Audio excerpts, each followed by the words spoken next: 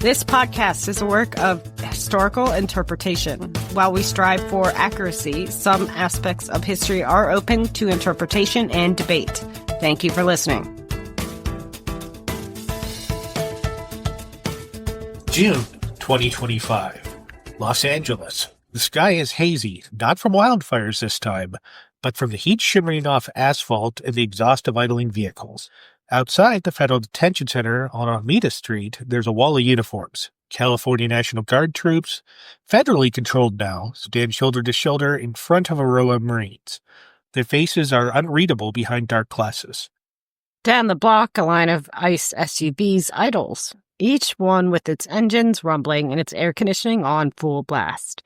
Guard soldiers have set up at intersections, checking IDs and redirecting foot traffic.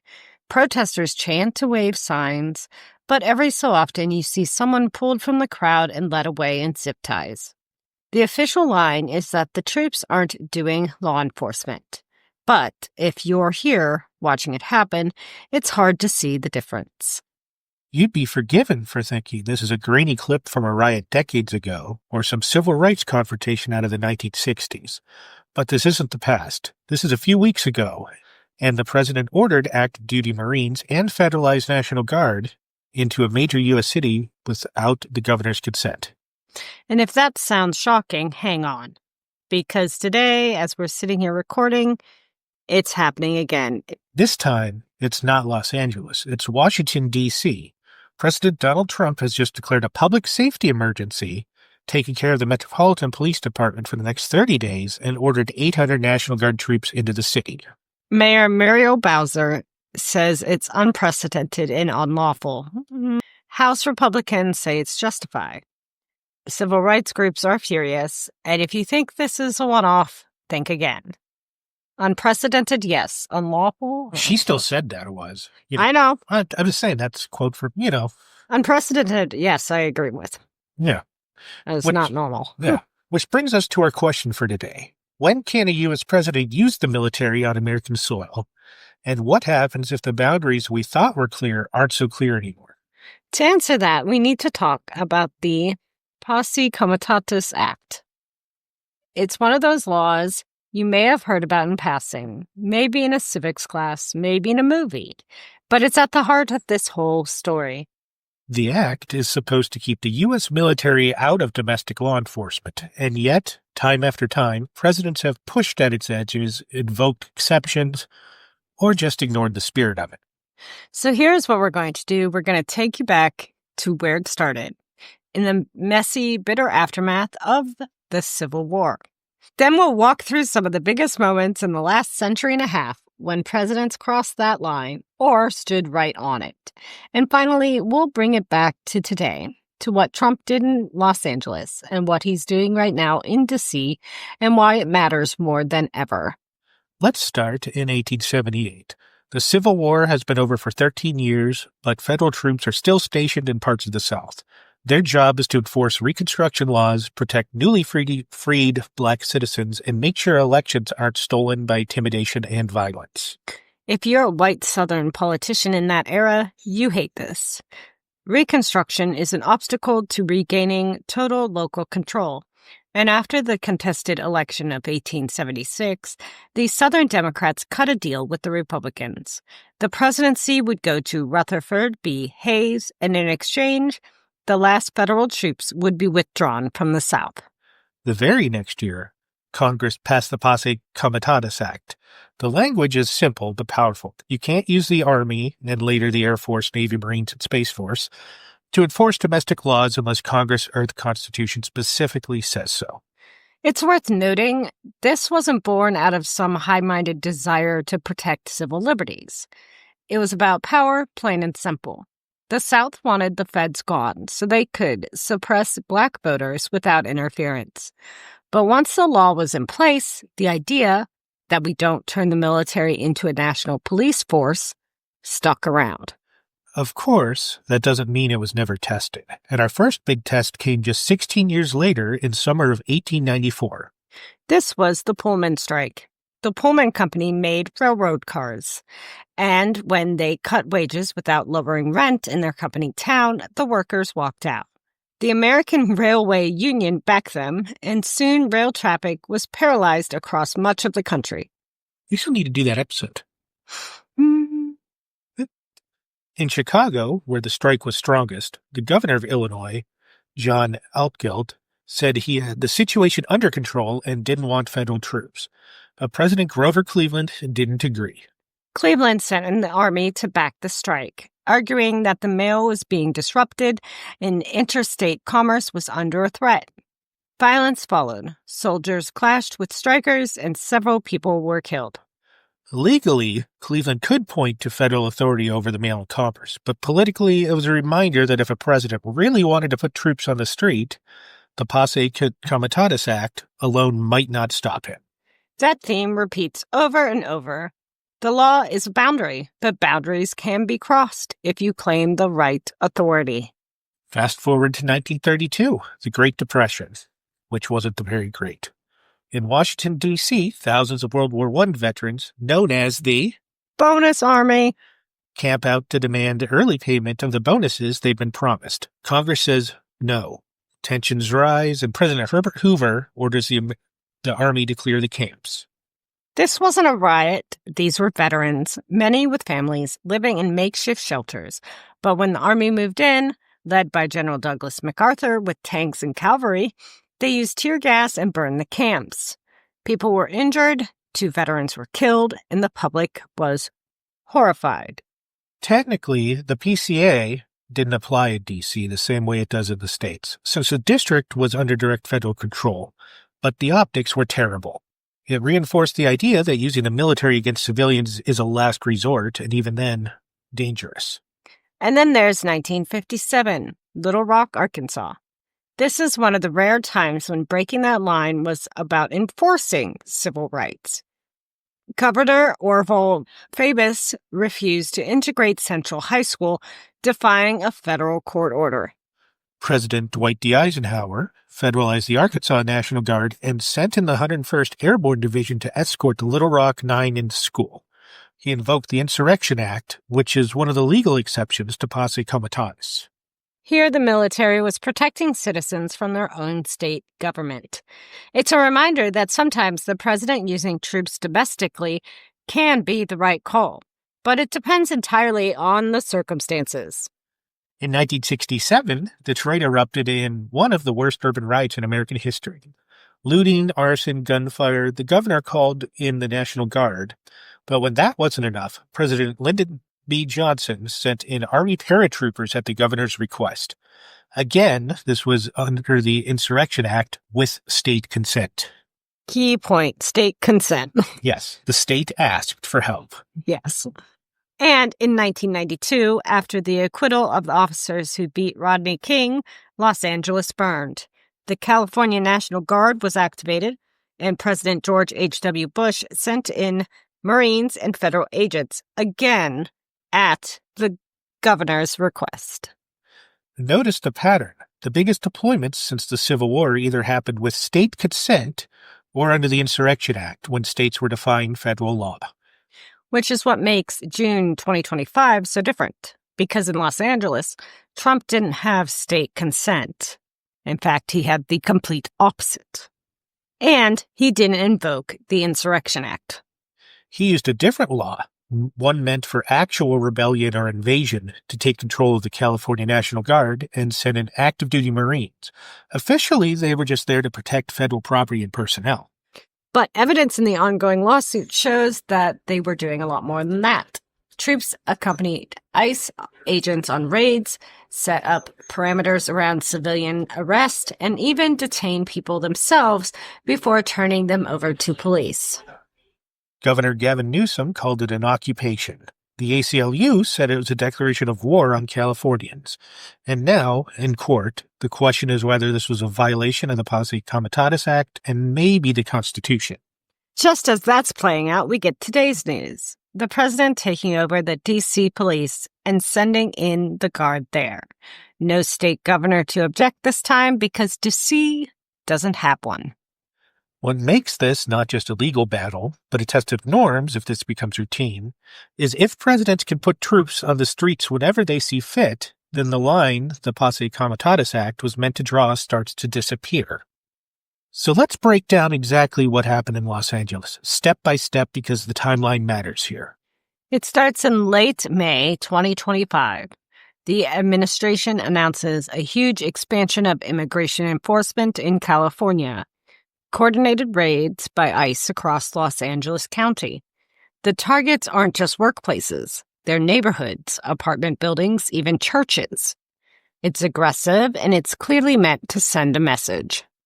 California's leadership, Governor Newsom, who is amazing on X. It almost makes me want to have X again, but Hey, you can still I see everything deleted pop it. up. Right. I deleted it after the elections. Yeah. Attorney General Rob Bonta, the LA mayor, immediately denounced it. They promised not to use local police resources to help ICE, and they set up legal aid centers to help those targeted. The raids still happen. Protests erupt. At first, it's the usual. Marches, vigils, some traffic blockades. But then, in early June, a few incidents turn violent. A protest near an ICE facility in San Pedro ends with federal troops pepper spraying the crowd. In Boyle Heights, a Homeland Security SUV gets its windows smashed.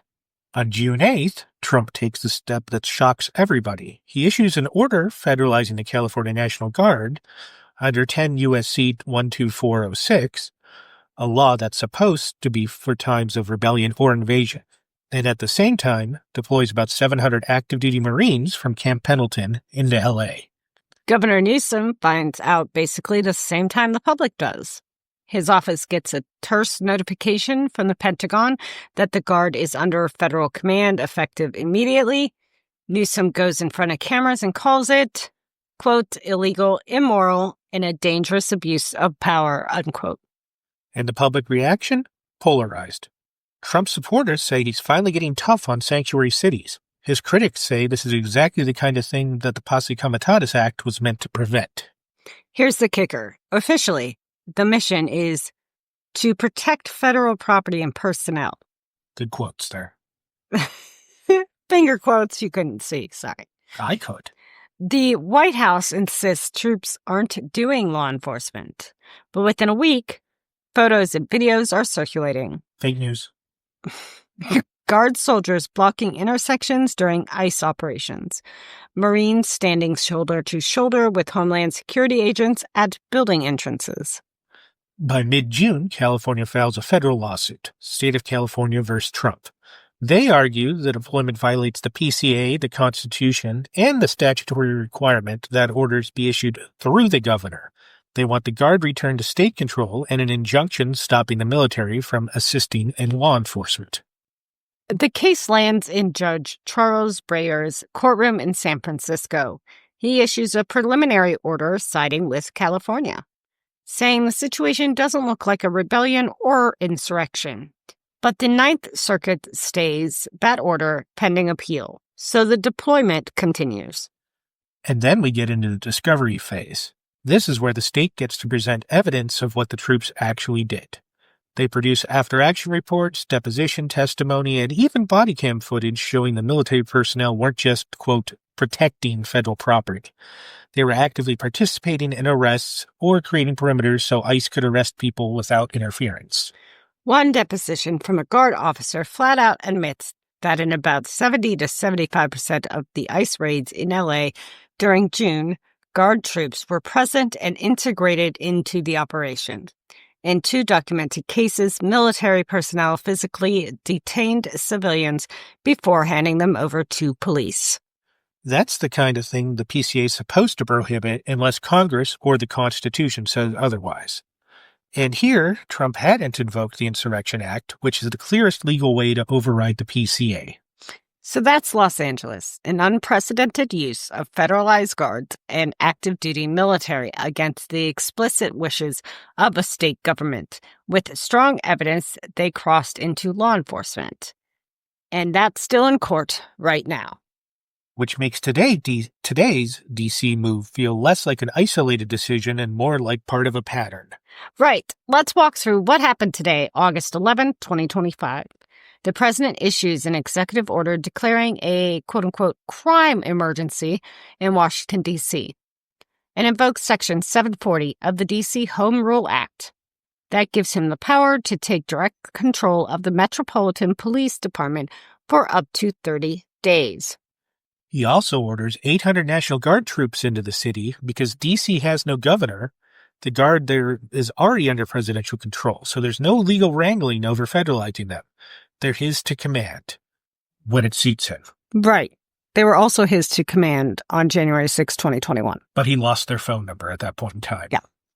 Mayor Bowser and D.C.'s Attorney General are furious. They say crime in the city is actually down from last year and that this is just another political stunt. Civil rights groups say it's a power grab. House Republicans, meanwhile, are backing it. They've been holding hearings on D.C. crime and using it as talking points for months. This move fits right into their narrative, that the president has to step in where local leadership fails. It's also worth noting the optics, two major high political examples in the span of weeks where the president put troops in the streets of a Democrat-led city. And in both cases, the justification is thin, at least compared to the historic norms we've seen with posse comitatus. And this brings us full circle to the big question. If the law says the military can't be used for domestic policing, but the president keeps finding ways to do it anyway, does the law still mean anything? Let's pull back from the headlines for a minute and talk about what the Posse Comitatus Act actually says, and more importantly, what it doesn't say. Right, because it's not a sweeping ban on ever using the military inside the U.S. It's actually pretty narrow. The original 1878 law only covers the Army, because that's all we had. Well, we had Navy. Yeah. Duh. Over time, Congress amended it to include the Air Force. Then, by policy and later law, the Navy, Marines, and Space Force.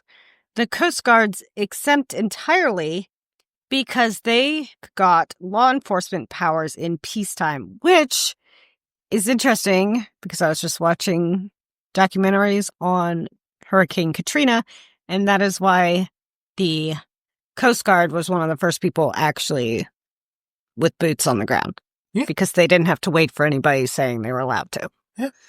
Anyway. That's also why they do a lot of the border type stuff. Yeah. And rescues and all that kind of. Yep. The heart of it is this. It's a federal crime to willfully use the armed forces to execute the laws unless the Constitution or Congress says you can't. And execute the laws means the kind of things police do. Arrests, searches, evidence gathering, and crowd control. There are exceptions. The big one is the Insurrection Act, which lets the president send in the military to suppress rebellions, enforce federal law, or protect civil rights. That's how Eisenhower could send in the 101st Airborne to Little Rock in 1957, and how George H.W. Bush could send the Marines into L.A. in 1992. Both times, the law was invoked. There's also Title 32 status for the National Guard. That's when Guard troops are under state command, but funded by the feds. That's how Trump in 2020 had out-of-state Guard in D.C. without triggering posse comitatus. Technically, they weren't under federal control. Stinky. And then there are special carve-outs. Military support for drug interdiction, disaster relief, protecting federal property. All okay, as long as the troops aren't directly enforcing the law. That last one's key. Presidents have leaned hard on protecting federal property as a catch-all. That's the loophole. In Los Angeles, the claim that troops were only guarding buildings and personnel. But if those troops are shoulder to shoulder with ICE agents during a raid, blocking intersections, setting parameters, even physically detaining people, that starts to look like law enforcement, not just protection or prevention of violence. Yeah. Historically, when presidents have crossed that line without state consent, it's been rare and in high-stakes scenarios, like Eisenhower at Arkansas, Kennedy at the University of Mississippi in '62, Johnson sending troops to Selma in 65, and those were all framed as defending constitutional rights against defiant state governments. Or Washington with the Whiskey Rebellion. Major throwback. Wait for that episode. Trump's LA and DC actions don't look like that. They look more like Cleveland in the Pullman strike, overriding a governor who didn't want troops. Or Hoover with the bonus army, using force to impose federal will on civilians in peacetime. And in both those cases, the backlash was huge. The legal challenge in California boils down to 2 points. One, the president can't invoke 10 U.S.C. 12406 to federalize a state's guard without going through the governor, and he clearly didn't here. Two, even if he could, having those troops perform law enforcement without an Insurrection Act invocation violates the Posse Comitatus Act. The government's argument is the flip side. They say that status lets the president act unilaterally in a rebellion or when federal law can't be executed by regular means.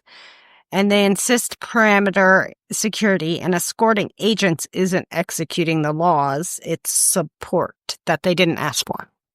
The trouble is, if the courts buy that definition, it opens a massive loophole.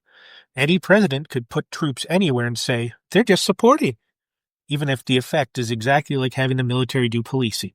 Which brings us back to D.C. today. No governor, because D.C. isn't a state. They should be, but that's a whole other. That might have to happen later, but D.C. is a district. It is not a state. So there is no governor. And that means no consent problem. The guard's already federal. And under the Home Rule Act, the president does have the power to take control of MPD during emergencies. Once again, whenever he sees it fit. When he thinks there's an emergency. Yes. The fight here isn't about whether he can, it's about whether he should, and what kind of precedent it sets when an emergency starts to mean whenever I say so. And that's the danger in both cases. The letter of the law might mean one thing, but the spirit of the law, keeping military and civilian policing separate, erodes each line that gets blurred. Let's line up some of the key moments where presidents used military domestically and see how they compare to what happened in L.A. and what's happening in D.C. First, 1894, the Pullman strike. We've already touched on it, but here's the context. The strike crippled rail traffic nationwide, which was the primary source of traffic I back wish it then. still was. Illinois governor said that he had things under control and didn't want federal troops. Cleveland sent them anyway, saying the mail had to be moved and interstate commerce had to flow, which the federal government does have control, or not control, but say so in interstate commerce. That is something. It was legally shaky, politically explosive, and it ended in violence. Over 24 people killed, courts upheld his action, but it cemented the idea that presidential use of troops over a state's objections would be controversial no matter the legal cover. Fast forward to 1932, the bonus army. Thousands of World War I veterans set up camp in D.C. to demand early payment of bonuses. Congress said no. Hoover sent in the army. Again, this is the District of Columbia and not a state, and therefore, again, does not need governor consent or request. Tanks and cavalry pushed unarmed veterans and their families out, burned their camps, and tear gassed the streets. Here's where it's similar to today. In both 1932 and in D.C. now, the president doesn't have to deal with a governor. We keep saying that. Sorry, I jumped a line. D.C. is under federal authority, but the real similarity is optics, military force against civilians in a political dispute. Hoover never recovered politically. Yeah, the Great Depression itself might have done more damage than... It was great. It was, yeah. Such a great depression. It was the greatest depression ever so far. There will be an even greater and more bigly one. Then there's 1957, Little Rock. This is one of the few examples where using troops against a state's wishes is generally viewed positively. Eisenhower was enforcing a Supreme Court ruling to integrate public schools. He had clear legal authority under the Insurrection Act and a moral case grounded in civil rights. Trump's LA deployment doesn't have the moral or legal clarity. He wasn't enforcing a court order or protecting constitutional rights. He was enforcing his own immigration policy against the state that objected. In 1967, Detroit saw one of the worst urban riots in U.S. history. Governor George Romney called in the National Guard, which is his right. When that wasn't enough, he asked President Johnson for help. Johnson sent in Army paratroopers. State consent, clear public safety emergency, the opposite of L.A. in 2025. Same with the 1992 L.A. riots after the Rodney King verdict. Governor Pete Wilson requested federal help. George H.W. Bush sent Marines and active duty troops, legal authority, state consent, and a crisis that was beyond local control. And then 2020, the George Floyd protest. Trump threatened to invoke the Insurrection Act, but didn't. Instead, he used federal agents and National Guard in D.C. without needing state consent, since D.C.'s Guard answers to him. At least they did in 2020. Apparently in 2021, they didn't. I don't know what happened there. He lost their phone number. Yeah. Anyways, that Lafayette Square incident, clearing protesters for a photo op, those holding a Bible in front of a church, was a warning sign of what we're seeing now. The pattern's clear. Most past uses of troops at home happen with the cooperation of state governments or under the Insurrection Act in extraordinary situations. The exceptions, Pullman, Bonus Army, Lafayette Square, are remembered as low points. And if you add LA 2025 and DC today to that list, you see a different kind of pattern emerging. One where a president uses military or police control as a political weapon against jurisdictions he doesn't like. Which is exactly why the Posse Comitatus Act exists, but a law is only as strong as the willingness to enforce it. And right now, the courts are the only thing standing between these deployments and the new normal. So let's talk about where this could go from here, because we're not just talking about one lawsuit in California and one power grab in D.C. This is about precedent. Exactly. If the courts side with Trump in the California case, they'll be saying, yes, the president can federalize a state's National Guard without the governor's consent, and yes, he can integrate them into federal law enforcement operations as long as he calls it support. That's a green light for future presidents to do the same. In any state, for any reason, they can frame as enforcing federal law. And if they side with California, it'll be a rare rebuke of presidential power in this area. But even then, the D.C. example shows there's still plenty of room for a president to act in the Capitol without any state-level pushback. The risk isn't just about legal authority. It's about normalizing the sight of military uniforms in civilian streets. Once people get used to that, it stops feeling like an emergency measure and starts feeling like just another tool in the toolbox. And history tells us that's a dangerous shift. The Posse Comitatus Act was passed because the public had seen enough of soldiers enforcing political will during the Reconstruction. The U.S. has always had an instinctive distrust of the standing army being used at home. That's why even in genuine crisis like Detroit 67 and LA 92, presidents went out of their way to get state consent. They knew that without it, they'd be accused of overreach. But in a hyperpolarized environment, a president might actually want the accusation. The backlash can become part of the political strategy, painting governors or mayors as weak or lawless and using the deployment as proof that Washington had to step in. Which is exactly how Trump's framing it in LA. He says Newsom failed to enforce federal law. In D.C., he says Bowser failed to keep the city safe. In both cases, he gets to play the role of the one taking action while his opponents are cast as obstacles. And for his supporters, the legality isn't the point. The optics are. They see troops on the streets as decisive action. But the law matters because once you stretch an exception far enough, it becomes the new rule. And that's how norms erode. Not all at once, but in little steps that feel less shocking each time. It's desensitization. Let's game this out. Imagine a future president. Are you imagining? Sure. I'll take it. Doesn't matter the party. using this precedent to send troops into a state that passes a law they don't like or to, quote, secure polling stations during an election in the name of preventing fraud. That's not far-fetched. In fact, California's lawyers in the current case have warned about exactly that. Any president, using federal troops to influence or intimidate voters under the guise of executing the laws.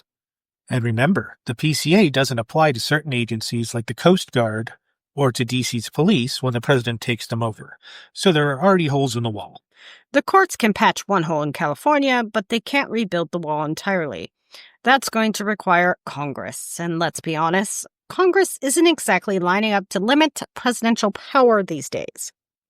So where does that leave us? Right now, we're in the middle of a live test. One branch of government, the executive, is pushing the limits. Another branch, the judiciary, has to decide whether to draw the line. And the legislative branch, at best, is watching from the sidelines. And the rest of us, we get to decide whether we care. Whether the idea that the military shouldn't be used for domestic policing is still worth defending, even when it's politically convenient to look the other way. So it's worth remembering that every time in history when presidents used troops domestically without a clear dire necessity, the public eventually saw it as a mistake. Pullman, Bonus Army, Lafayette Square. Or doesn't use it, in the case of Katrina, or delays.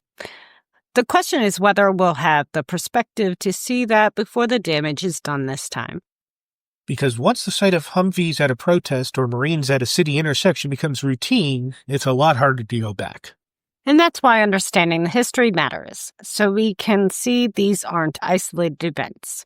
They're part of a long-running struggle over where military power ends and civilian life begins. In the end, the Posse Comitatus Act is just words on paper. It's the people in courts, in Congress, in the streets who decide whether these words mean something. And that decision's being made right now, in real time, in Los Angeles and Washington, D.C. We'll be watching, and so should you. When you lay the whole thing out, from Reconstruction to today, you start to see the Posse Comitatus Act not just as legal speed bump, but as a barometer.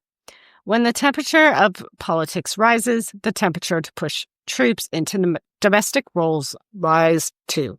And the irony is, the act's origins weren't noble. It was born out of a political deal that ended federal protection for black citizens in the South. But over the decades, it became one of those guardrails that you don't appreciate until someone leans too hard on it.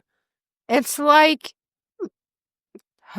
It's a lot like the idea of civilian control of the military, something Americans take for granted until there's a real test. And right now, we're in one of those tests. And here's where I think this gets tricky. If the California case drags on, and it probably will, we might not get a final Supreme Court decision until well into the next election cycle. By then, the LA deployment could be old news, and today's DC move could be replaced by something even more dramatic. Because Americans have nothing if not short-term memory problems, or long-term memory problems with short-term memories. Yes. Anyway. Which means the precedent could be set by habit, not by ruling. If no one stops it, it starts to feel normal, and the courts may be less willing to step in after the fact. And if a future president decides to go further, say ordering the military to help secure the southern border inside a state that doesn't want them there, or to break up a massive protest movement, the legal and political groundwork will already be in place. There's a phrase I keep coming back to from constitutional law classes. Quote, the exception swallows the rule, unquote. That's the danger here. The exceptions to Posse Comitatus, Insurrection Act, protection of federal property, National Guard status quirks were supposed to be rare, but they're getting used in ways that cover more and more situations. And remember, the Insurrection Act itself is incredibly broad. It doesn't even require an actual insurrection. Domestic violence that hinders the execution of laws could be interpreted to fit a lot of scenarios. And presidents know that, which is why, or at least their advisors know that, which is why, for most of history, they've been careful about how they use it. Not because they couldn't, but because they didn't want the political blowback. Trump's calculation seems different. The blowback is the point. The more critics call it authoritarian, the more his supporters see it as strong leadership. Mm-hmm. And that's where public opinion comes in. If enough people across political lines decide they're okay with troops in the streets, as long as they agree with the reason, then the restraint that's defined most of American history in this area starts to vanish. That's the part I find unsettling, because once you open that door, you can't control who walks through it next. If the California case goes against Trump, it could reassert some of that restraint, at least for guard deployment without state consent. But it won't touch what he did in D.C. today. And that's the loophole nobody talks about enough. Federal territories, D.C., Puerto Rico, Guam, all places where the president can act directly without state governments getting in the way. It's worth remembering that D.C.'s residents don't get a vote in Congress, but they can have troops on their streets and their police force taken over by the president they didn't elect. That's a democracy problem layered on top of a civil military problem. So where do we go from here? If history's a guide, we'll probably get a few more high-profile flashpoints, the courts will narrow some authority, but leave most of it intact, and presidents will keep finding new ways to operate in the gray zones. The best-case scenario is that Congress decides to clarify the law, tighten definitions, set clear triggers, maybe require some form of judicial or legislative review for certain deployments. But given the political climate right now, that's optimistic. Which leaves public awareness. People knowing what the Posse Comitatus Act is, why it exists, and how it's being tested. That's the point of doing an episode like this. Because if we don't understand the history, we can't see when it's being rewritten in real time, which reminds me that administration is also going to be inspecting the Smithsonian's. And right now, that rewriting is happening in a courtroom in San Francisco over L.A. and on the streets of D.C. today.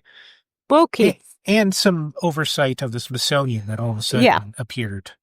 Yeah. That's not... because history you can change to suit your narrative. That's not normal. No, that's definitely not. Presidential administrations have not, in general, cared what the Smithsonian showed or didn't show, with some exceptions, of course, like when stuff's still sealed. Yeah. Or like they might gently. Of course, this brings up a West Wing episode where they were setting up for Pearl Harbor World War II exhibition, and some of the veterans were mad at some of the propaganda that was being shown, like from that era. So Toby had to smooth over some things, but in general, they don't care. That's it's history. It's tiny little details that who cares? Yeah. Like there's somebody in charge of the Smithsonian for a reason. And it's not the president of the United States. But anyways, we'll keep following both. And the next time you see soldiers at the intersections in America, ask yourself, is this the exception or is this the new rule? And if it's the new rule, are we okay with that? That's for all of us to answer. For the Time Tellers, I'm Dan. And I'm Renee. Thanks for listening. Bye.